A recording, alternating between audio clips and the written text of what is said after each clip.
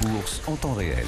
Le marché américain, on en parle avec Grégory Volokin tous les jours, qui contribue depuis New York à Intégral Bourse depuis tellement d'années maintenant. Bonjour Grégory, président de Mescart Financial Services.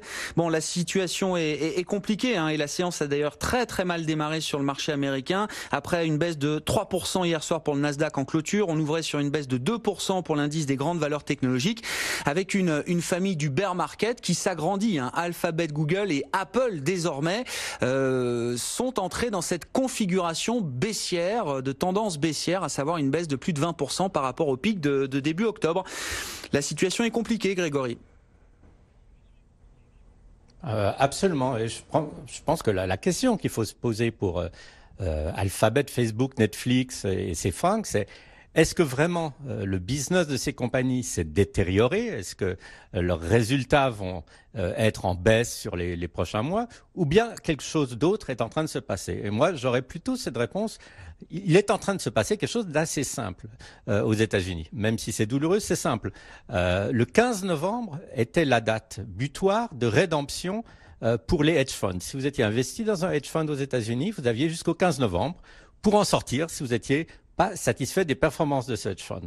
Or, les hedge funds aux États-Unis, dans leur grande majorité, ont eu des performances catastrophiques cette année.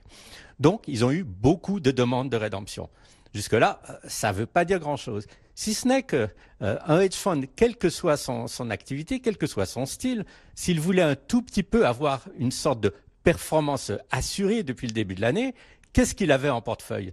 Il avait une très grosse exposition à Amazon, une très grosse exposition à Apple, à Netflix et à Google. Il n'avait même pas besoin de regarder d'autres titres de la cote. Il avait ces gros titres-là et ça lui permettait d'avoir tout l'alpha qu'il voulait, toute la surperformance qu'il voulait.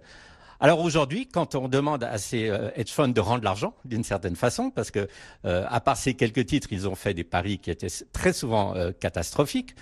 Par exemple, en vendant le dollar à découvert, premier exemple, mais il pourrait y avoir des dizaines d'exemples, ou en étant long le pétrole, alors que le pétrole a baissé de 20%. Ben quand les clients sortent de leur position dans les hedge funds, ils doivent liquider ces grosses lignes, ou au moins diminuer ces grosses lignes, parce que c'est là qu'ils étaient le plus investis. Donc je dirais que ça explique une bonne partie de cette baisse, c'est que tout le monde, mais on ne parle pas de monsieur tout le monde était dans ces fameux titres qui sont en train de rentrer en bear market aujourd'hui. Ouais, donc il y a vraiment une logique de marché, comme vous dites, Grégory, qui est très importante, et c'est un facteur très important qui explique en grande partie, peut-être pas totalement, mais qui explique quand même en grande partie ces mouvements et l'ampleur de ces mouvements qui devient assez spectaculaire. Vous citiez le pétrole, effectivement.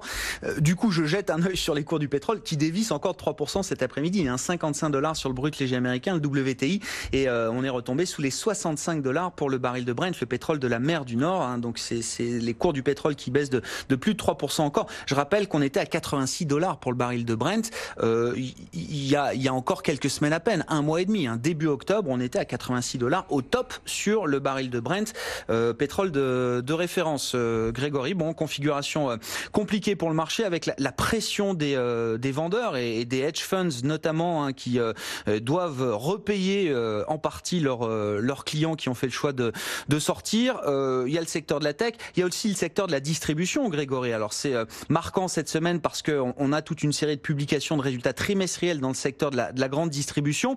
Alors il y a du mauvais, du très mauvais, et puis il y a quand même quelques lueurs d'espoir. Je vois aujourd'hui un Target par exemple qui s'effondre de 10% après ses résultats, mais je vois aussi un Best Buy, et on en a souvent parlé avec vous, Grégory, parce que le patron de Best Buy qui a redressé l'entreprise est un Français, et donc ça nous donne une lecture un peu francophone, on va dire, du dossier. C'est pour ça qu'on s'y intéresse peut-être autant.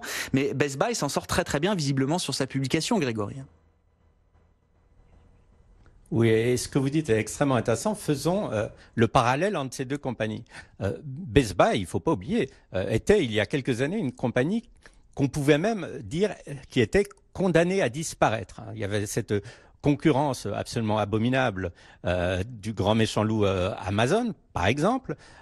Plus personne n'allait dans les magasins Best Buy, sauf que Best Buy a pris les mesures nécessaires. Hubert Joly en a fait une grande partie, et grâce à lui et grâce à Best Buy et à leur façon de s'adapter à la concurrence de Amazon, cette compagnie a retrouvé vraiment une certaine vigueur. Or, aujourd'hui, Target est puni. Mais Target a des résultats fantastiques. Des hausses de magasins à magasins comparés de 5,1%. Et qu'est-ce qu'ils disent et pourquoi ils sont punis? Ils disent, nos marges ont un peu souffert parce qu'on est en train de changer certaines façons d'agir. On vend de plus en plus justement sur Internet. On offre de plus en plus des livraisons gratuites à nos clients. Et on a en fait beaucoup stocké parce qu'on sait qu'il va y avoir des tarifs qui vont affecter beaucoup de produits qui sont en magasin, qui sont des produits chinois. Donc, on a des inventaires assez élevés en ce moment. Ce que je viens de dire, en fait, c'est exactement ce qu'il faut qu'ils fassent. Et ils le font au bon moment. Donc, en gros, ils luttent de la bonne façon, avec les bonnes armes, contre Amazon. Et on pourrait dire un peu ça de toutes les autres compagnies et qu'elles se fassent aujourd'hui punir, non pas parce qu'elles ont des mauvais résultats, mais parce qu'elles commencent à adapter d'une façon, je dirais, intelligente, et surtout, elles n'ont même pas le choix, commencent à adapter leurs activités face à la concurrence de plus en plus grande, il ne faut pas l'oublier, d'Amazon, même si le titre d'Amazon est en chute libre, la concurrence d'Amazon ne fait que grandir. Donc, ces compagnies, ces Target, ces TJ Maxx et les autres, sont tout simplement en train de s'adapter à une nouvelle réalité. Leur marge diminue un peu. Mais il faut pas oublier, c'est la fin de l'année aux États-Unis. Vendredi, ça va être le fameux Black Friday. Lundi, ça va être le fameux Cyber Monday.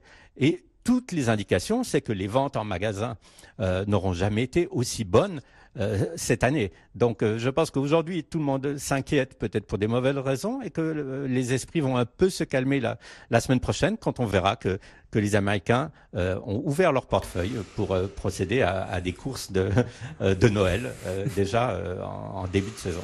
Bon, s'il y a un truc qui tient aux États-Unis, c'est le moral du consommateur, je crois. Enfin, le moral des ménages reste quand même au top. C'est un peu moins le cas dans le secteur immobilier, je crois, Grégory. Hier, alors c'est vrai qu'on vous a attrapé parce que l'affaire Renault nous a occupé, l'affaire Nissan Gone même plus précisément, nous a occupé une bonne partie de la journée. Mais il y a une enquête du moral des promoteurs immobiliers qui s'est quand même fortement dégradée. Je crois qu'il y a eu des indicateurs de mise en chantier de permis de construire qui sont tombés également, des chiffres mensuels qui ont été publiés tout à l'heure.